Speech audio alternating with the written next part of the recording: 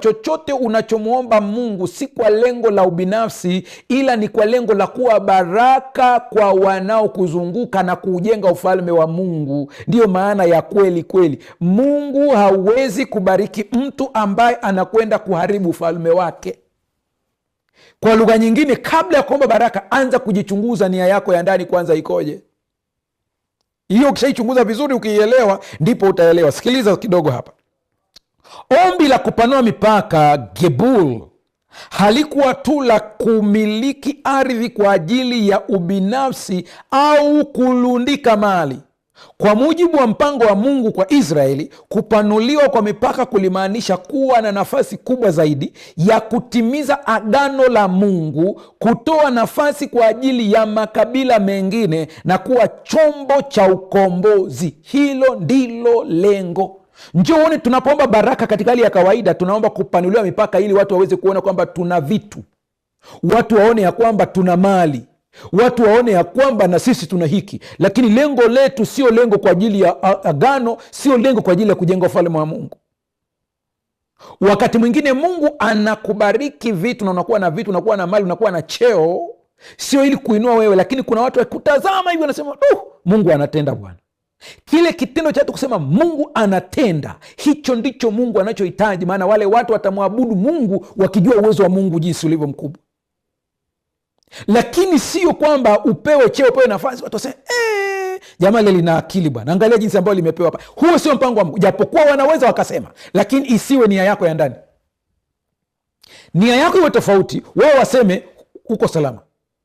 Katika muktadha wa kiroho, adui hutumia majeraha ya kale, lebo za kijamii na historia za familia zilizovunjika ili kutuwekea mipaka ya kiroho na katika lugha ambayo nimeikosa kabisa Kiswahili chake, tunaita ni kiantropolojia au antropoloia, body soul spirit integration.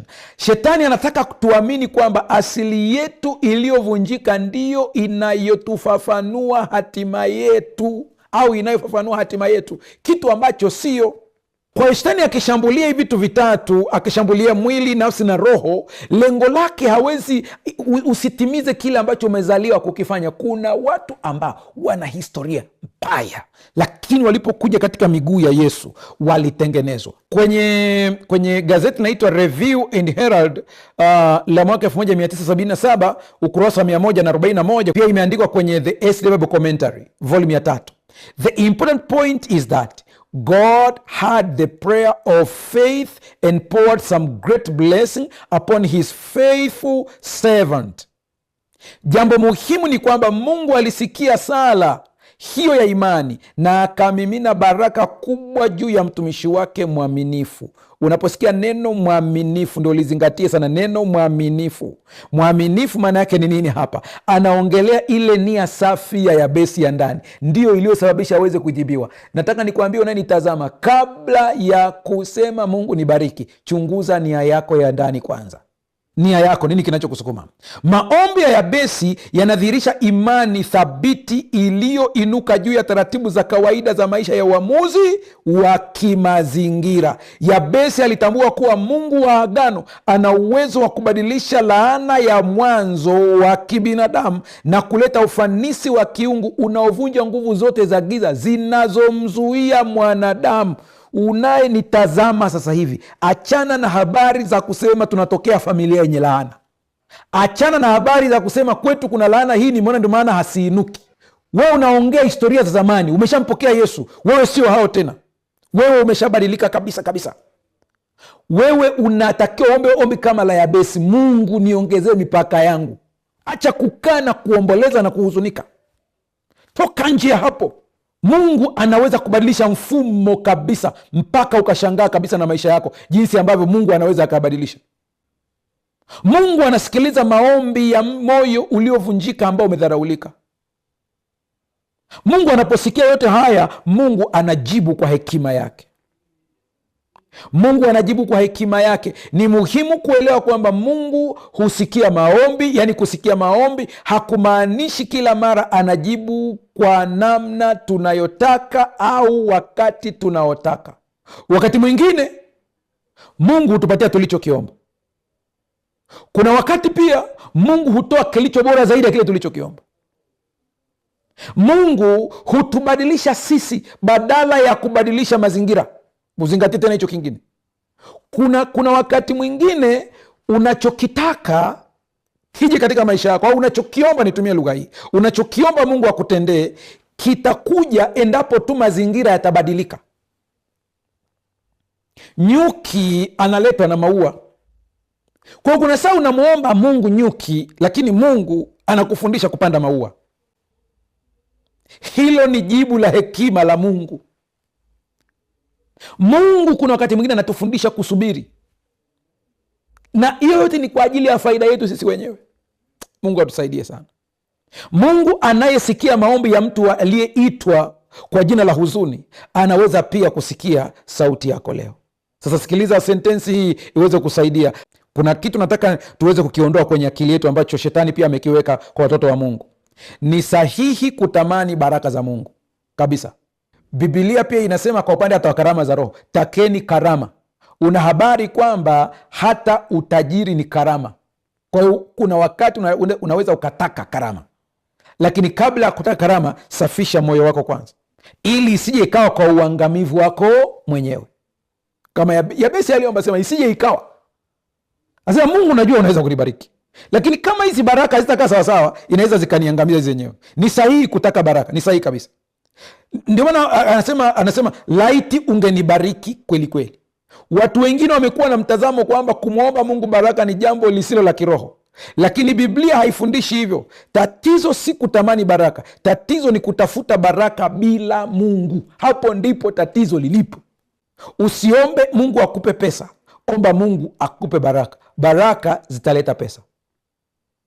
Usiombe Mungu akupe nyuki, omba Mungu akufundishe kupanda maua, nyuki watakuja.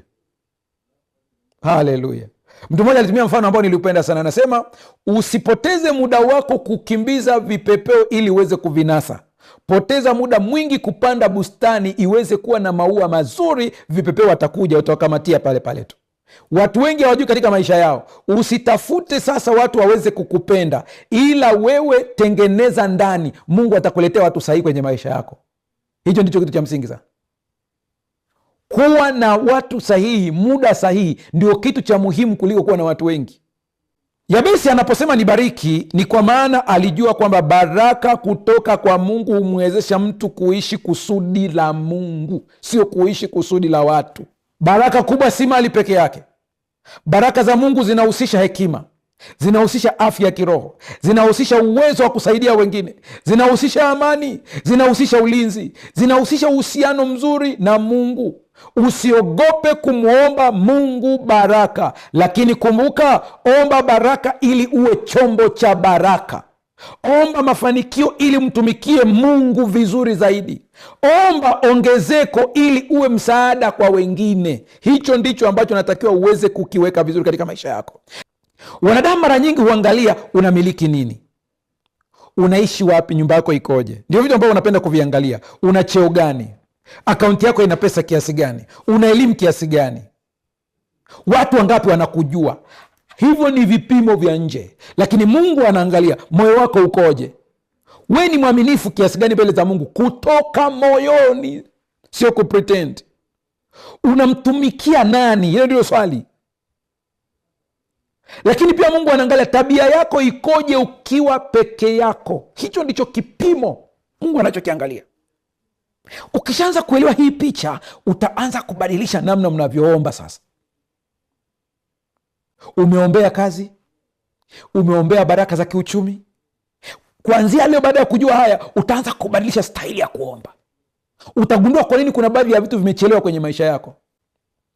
Mungu haangalii tu kama unaweza kupata baraka, anaangalia kama unaweza kuzibeba bila kuanguka.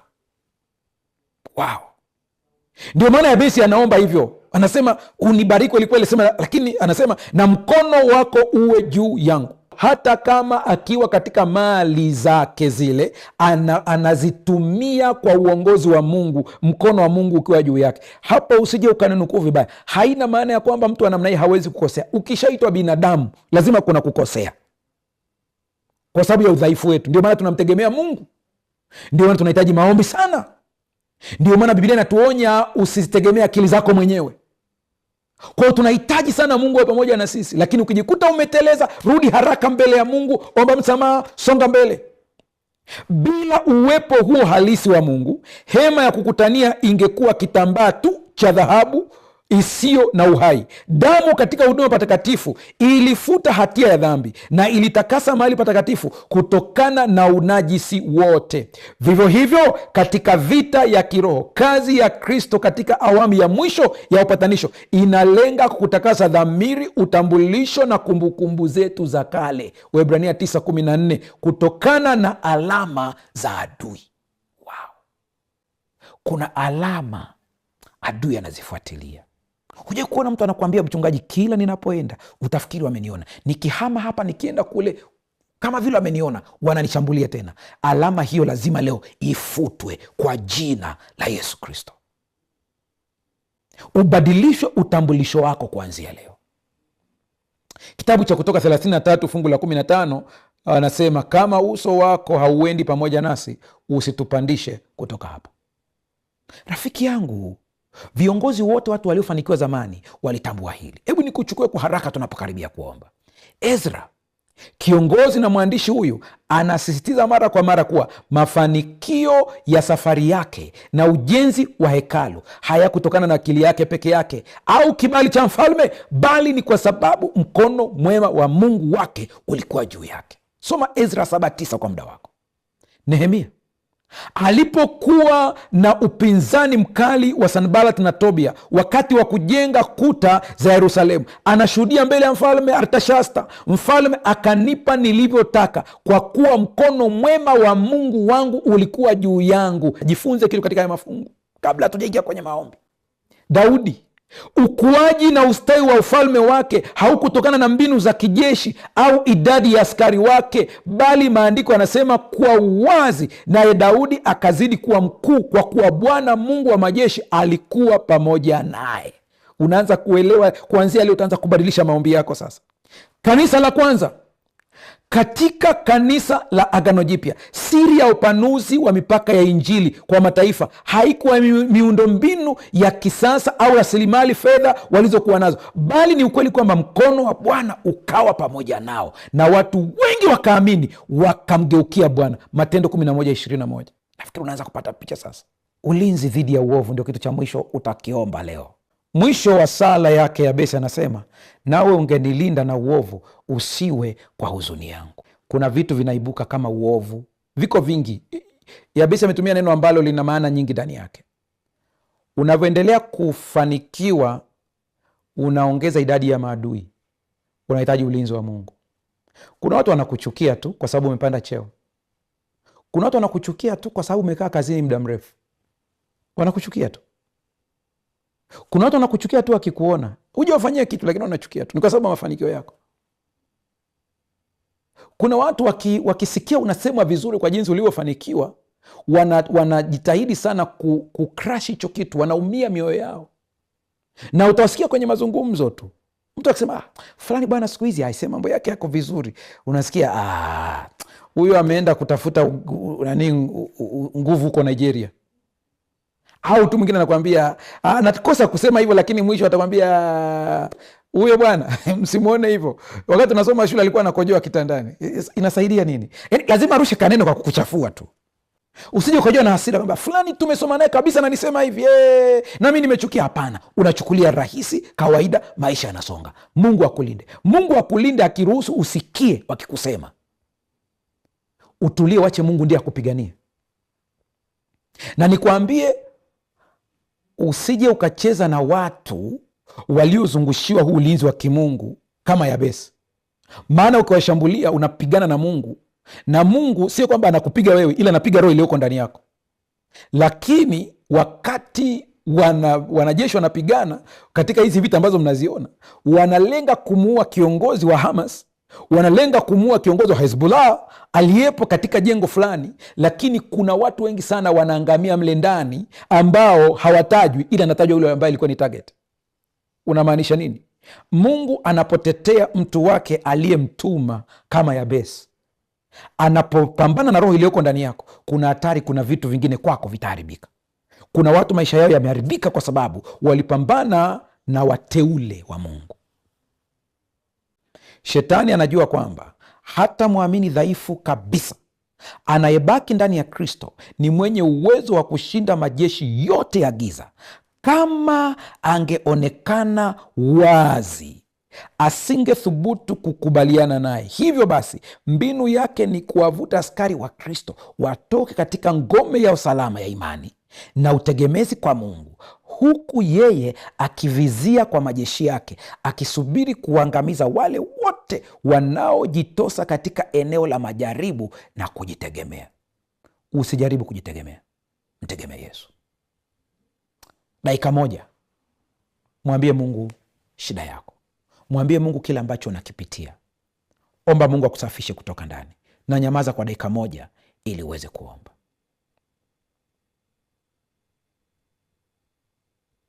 Endelea kuomba, endelea kuomba, endelea kuomba, endelea kuomba, endelea kutuma maombi yako kupitia namba hiyo ambayo inapita hapo. Kwa wale ambao mtahitaji kutuma maombi, tutawaombea pia. Baba, katika jina la Yesu, ninakushukuru kwa siku hii ya leo. Asante kwa ajili ya watoto wako hawa ambao wamesikia maneno yako. Asante kwa yule ambaye anaomba kama Yabesi, ukampanulie biashara yake, ukamwongezee nafasi yake ya cheo, ukamwongezee baraka ya afya, ukamwongezee baraka ya elimu. Baba, kabla ya kufika huko kote, mtoto wako leo anaomba utakaso wa nafsi, anaomba utakaso wa ndani, utakaso wa roho, utakaso wa tabia, badiliko, kutengenezwa upya. Wewe ndiye mfinyanzi unayeweza kukiunda chombo tena. Naomba ukamuunde upya, ukamwandae kama ulivyomwandaa Yabesi, ili baraka hizo zisije zikawa kwa uangamivu, bali zikawe kwa ajili ya faida ya ufalme. Ninaomba kwa ajili ya wale ambao wanatokea familia ngumu, familia ambazo zinaonekana kana kwamba zimelaaniwa. Leo laana hizo zinavunjwa kwa jina la Yesu Kristo. Ninaomba kwa ajili ya wale ambao shetani ametumia majeraha ya kale kuwarudisha nyuma, kuanzia sasa wakapate ujasiri kama Yabesi na kusonga mbele. Ninaomba kwa ajili ya wale ambao shetani ameweka lebo kwao, ameweka alama kwao. Alama hizo ziondoke kwa jina la Yesu Kristo, wakafunika kwa damu ya Kristo Yesu. Kila adui anapojaribu kuwatazama, akaone nuru ya Kristo ikiwa inang'aa. Watoto wako wakaja na shuhuda kwa jinsi ulivyowabariki. Wanaochimba dhahabu, ukawashushie neema yako. Panua mipaka yao Baba, ninakusii mashimo yao yakatoe na wakaone baraka ya ajabu. Wale wanaofanya biashara wa madukani, ukawasaidie. Wanaofanya biashara katika masoko mbalimbali, nchi mbalimbali, wa kila moja na kazi uliompatia, neema uliompatia, baraka ya Yabesi ikawe juu yao. Nami nakutamkia unasikiliza, baraka ya Yabesi ikawe juu yako, ukaendelee kumtumainia Bwana na kumtumikia yeye siku zote. Kwa jina la Yesu tumeomba na kuamini, amen.